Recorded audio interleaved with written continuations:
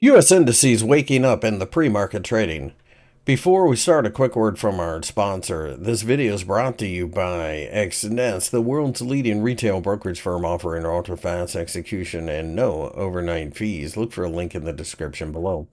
The Nasdaq 100 has rallied a bit during the early hours on Friday as we continue to see the market trying to break above the descending wedge. If the market were to break above the top of the candlestick from the previous session on Thursday, then I think that might be your signal that we're ready to go much higher. The Nasdaq 100 is most certainly in an uptrend, despite the fact that the year so far has been nothing short of a headache. But I think you've got a situation where eventually you break out to the 22,000 level.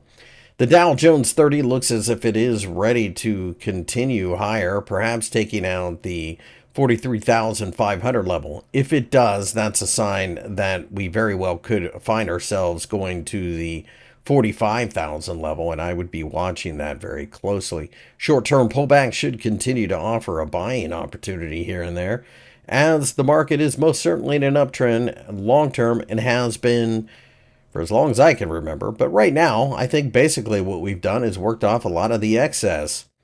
The S&P 500 grinding higher as well during the trading session. But it is worth noting that there's a little bit of a downtrend line that coincides roughly with 6,000. So we'll have to watch to see if we can break above there.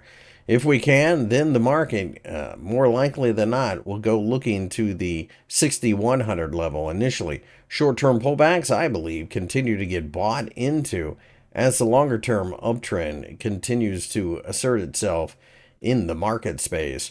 I have no interest whatsoever in shorting any of these indices, despite the fact that people are still very nervous about the idea of the Federal Reserve keeping interest rates higher for longer.